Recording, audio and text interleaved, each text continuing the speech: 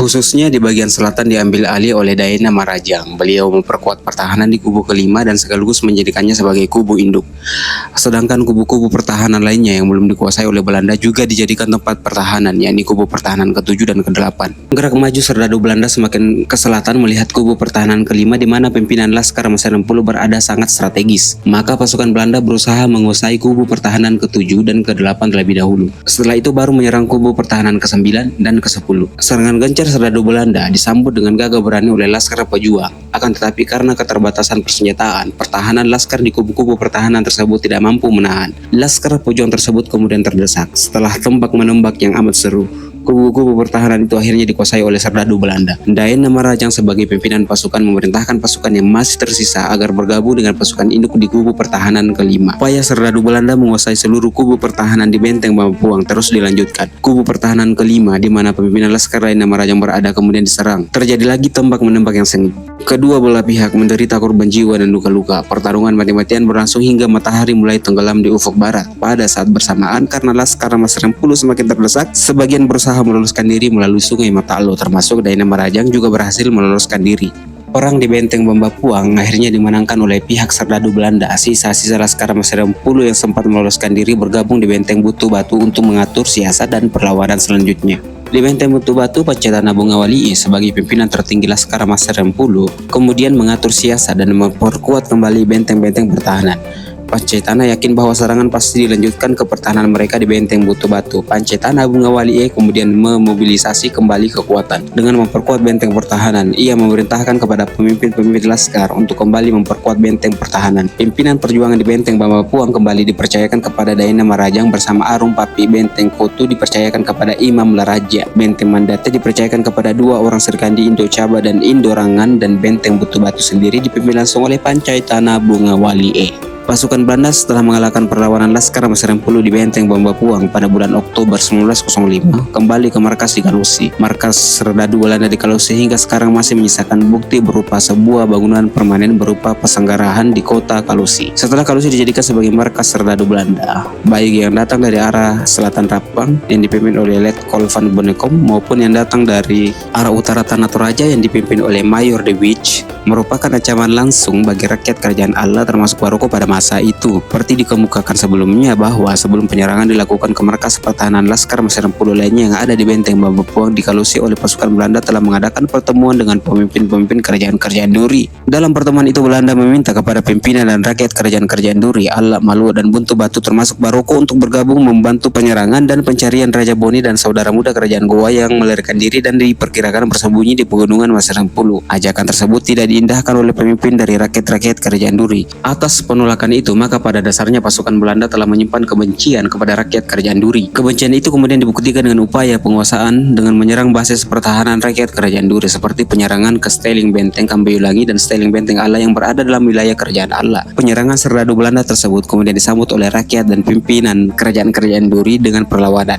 Dalam sebuah kajian revisi tentang perlawanan di Benteng Allah disebutkan bahwa sebenarnya perlawanan di Benteng Allah merupakan kelanjutan perlawanan di daerah-daerah lainnya di Sulawesi Selatan. Perlawanan itu disebabkan karena meningkatnya pengaruh kekuasaan pemerintahan Hindia Belanda di mana-mana. Oleh karena itu semakin meningkat pula rasa ketidakpuasan kerajaan-kerajaan di Sulawesi Selatan, termasuk kerajaan-kerajaan yang tergabung dalam federasi yakni Malua, Allah dan Buntu Batu. Demikian pula yang terjadi di kerajaan Allah, apalagi dengan dijadikannya salah satu wilayah kekuasaannya sebagai markas serdadu Belanda yakni Kalusi, dan bahkan penyerangan telah dilakukan terhadap pejuang-pejuang di benteng Bambapuang. Ada kesadaran kolektif yang dimiliki masyarakat Duri pada saat itu bahwa perlawanan terhadap serdadu Belanda dengan persenjataan yang kuat dan kemampuan yang baik tidak mungkin dilakukan secara sendiri-sendiri.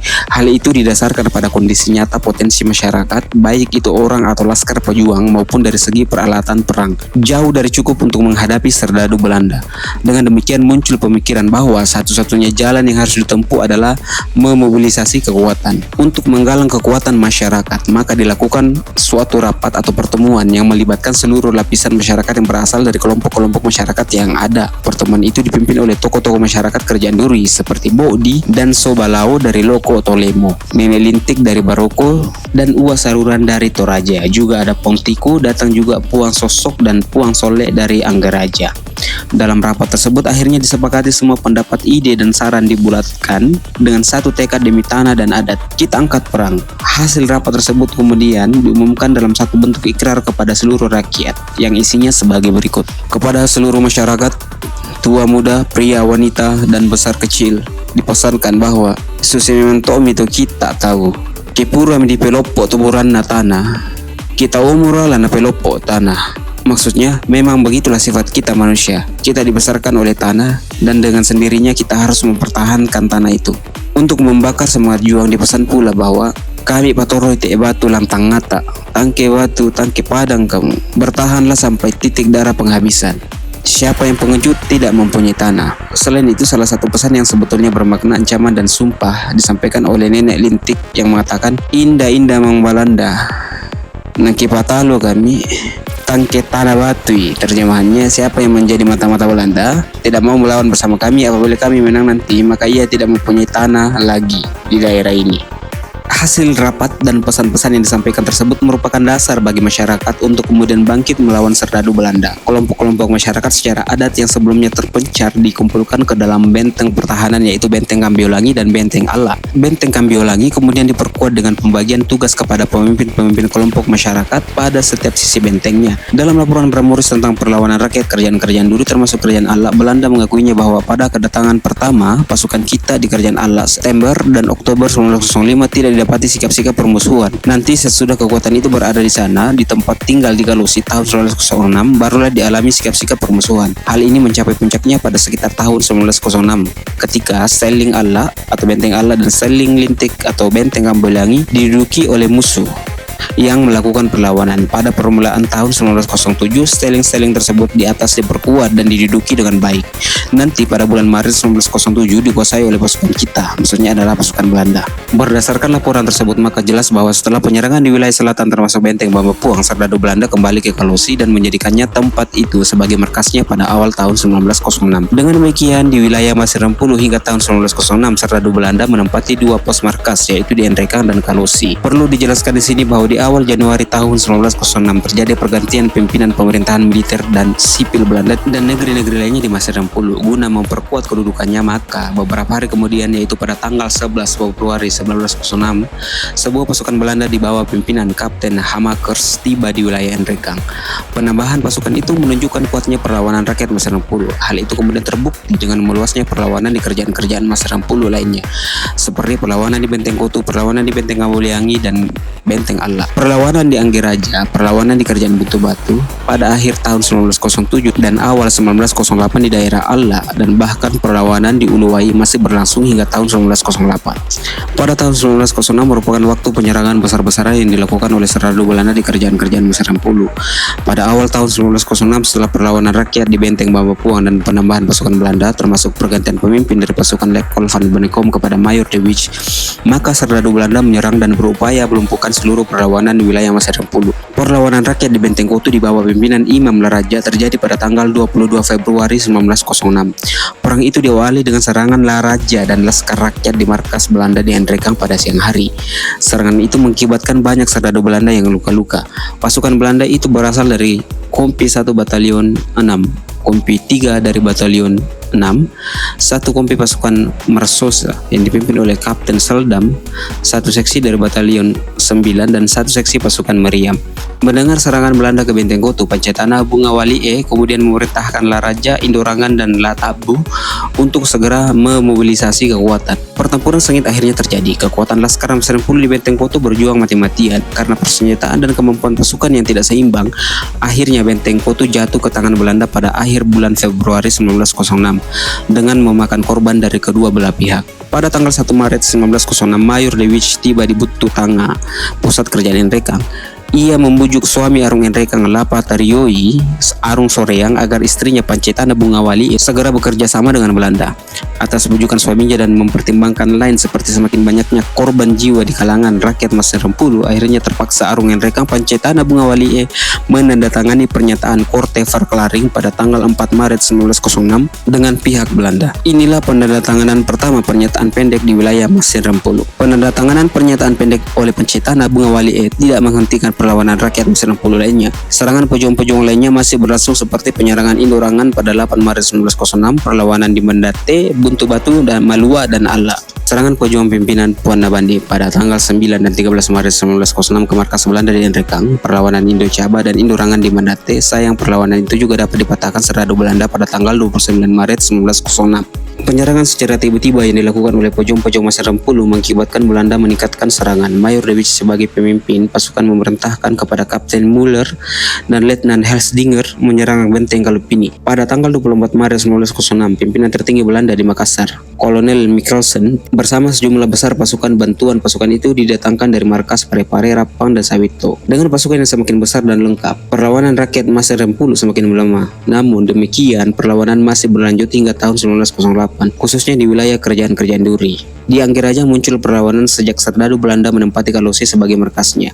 Selanjutnya, dengan semangat juang rakyat Allah mengadakan perlawanan, tua, muda, laki, perempuan semuanya masuk dalam benteng untuk bertahan. Belanda menempatkan 1 batalion pasukan di Buntu, Tolong, dan daerah sekitarnya dengan sasaran utama benteng Kambiolagi. Belanda mengarahkan persenjataannya ke basis pertahanan Nenek Lintik dan serangan pun dimulai. Kekuatan yang tidak seimbang antara kedua belah pihak mengakibatkan benteng Kambiolagi jatuh ke tangan Belanda pada bulan Maret 1906. Setelah digempur oleh pasukan pimpinan Kapten Mikkelsen dari Rantai Pau, pertahanan Kerajaan Allah bergeser ke benteng Allah. Benteng Allah sebagai basis pertahanan Kerajaan Allah dan bahkan ikut pejuang-pejuang dari Tanah Toraja didahului dengan memperkuat benteng dari segala penjuru. Pintu-pintu masuk di bagian utara, selatan, barat, dan timur ditimbun batu bersusun secara berlapis dan masing-masing pintu diperketat dengan penjagaannya. Untuk pintu dari arah utara dipercayakan kepada Motong dan Sobodi. Pintu arah barat dipercayakan kepada Uban dari Patong Loan, Bongga Karading. Selain itu, pertahanan itu selanjutnya mendapat bantuan dari Pong Tiku, Puang Sosok, dan Puang Solek, termasuk Nenek Lintik dari Baroko. Semua pemimpin-pemimpin pasukan tersebut datang bersama laskar pejuang. Pada awal 1907, tentara Belanda mendirikan pos pertahanan di Patong Loan sebagai petunjuk jalan menuju benteng Allah. Serdadu Belanda dibantu oleh seorang Indo-Guru, namun penyerangan yang dilakukan selalu gagal akibat strategi gerilya yang diterapkan di dalam kawasan benteng. Bahkan, penyerangan yang dilakukan selalu mendapat perlawanan sengit, membuat serdadu Belanda mengubah strateginya, yakni strategi penyusupan ke pegunungan dengan memblokade benteng dari arah timur, barat, dan selatan.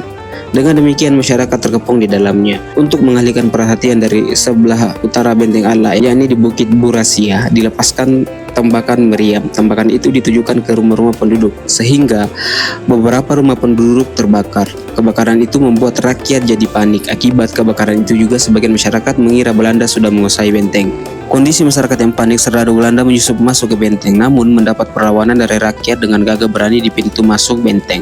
Dengan demikian pertempuran tak dapat dielakkan. Korban tidak bisa dielakkan, pegikan menyayat dari darah mengalir. Alternatifnya hanya hidup dan mati. Di pintu utara, salah seorang perwira serdadu Belanda meninggal bersama Pak La. Melihat salah seorang dari serdadu Belanda meninggal, Belanda semakin marah. Mereka membabi buta sambil mengucapkan kata-kata, "Mati Tuan Babang, potong baco, potong bece, potong sama lele."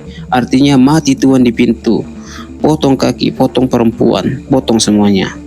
Mengenai korban dalam perang itu digambarkan oleh Bigalke. Ada sekitar 900 orang dikejar sampai masuk jurang. Benteng Allah akhirnya berhasil ditaklukkan. Masyarakat benteng Allah kalah oleh serdadu Belanda.